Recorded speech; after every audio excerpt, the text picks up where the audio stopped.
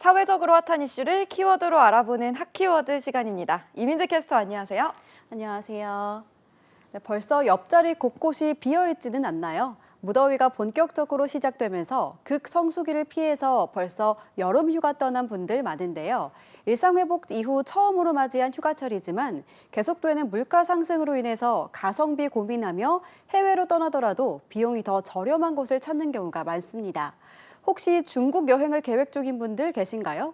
그렇다면 얼마 전 시작된 반간첩법을 주의하셔야 합니다. 핫키워드에서 살펴보겠습니다. 중국에는 기존에도 그런 법안이 있지 않았나요? 네, 맞습니다. 그런데 지난 1일부터 한층 더 강화된 반간첩법이 시행된 겁니다. 간첩 행위의 적용 범위를 더 크게 확대해서 현지에서 사는 교민이나 기업뿐 아니라 여행객도 주의가 필요한데요. 중국은 반간첩법을 개정하면서 간첩 행위 적용 대상을 기존 국가기밀정보의 절취와 정탐, 매수에서 국가 안전 이익에 관한 문건까지 확대했습니다.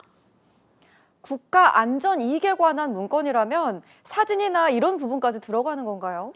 네, 바로 이 부분이 문제입니다. 어디까지가 국가 안전과 이익에 관련된 문건인지 명확한 규정이 없기 때문인데요. 국가기밀은 당연하겠지만 중국과 관련된 통계 자료나 산업 관련 정보의 해외 유출도 처벌 대상이 될 수 있어서입니다. 우리 교민이나 기업 정보의 정상적인 영업, 시장 분석 활동은 물론 여행객도 제재받을 가능성이 제기되는 상황입니다.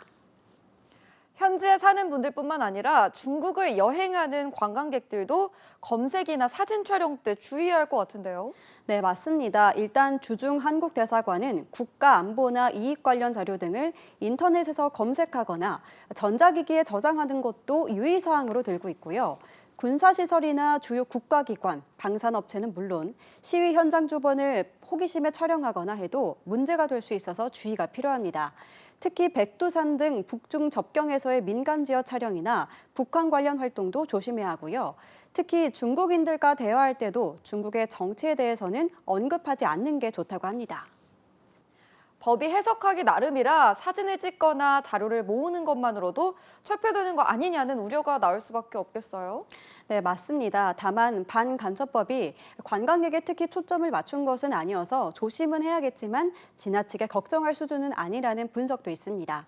반도체와 배터리, AI 등 국가 핵심 기술에 대한 정보 보호가 진짜 목적이라는 시각인데요. 실제로 최근 중국 공안 당국은 미국계 기업 정보 분석업체와 글로벌 기업 자문업체를 잇따라 조사했습니다. 그래서 기업에서도 벌써 위축된다는 이야기가 나오기도 합니다. 그래도 관광객으로서는 불안할 수밖에 없을 것 같아요. 네, 그래서 중국으로 여행을 계획한다면 우리나라 대사관과 영사관에 24시간 긴급 전화번호를 미리 알아두고 가는 게 좋을 것 같습니다.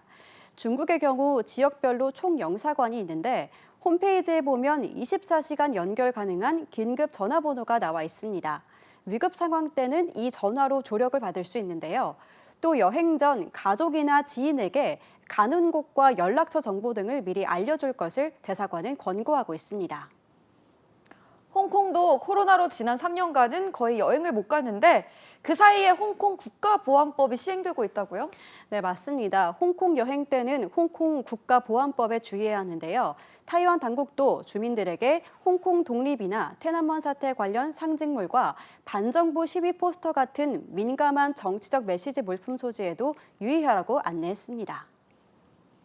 네, 우리나라에서는 아무 문제 없는 행동이 자칫 여행자들에게는 예상하지 못한 피해가 될 수 있는 만큼 중국이나 홍콩을 여행할 때는 주의가 필요해 보입니다. 지금까지 핫키워드 이민재 캐스터였습니다. 고맙습니다.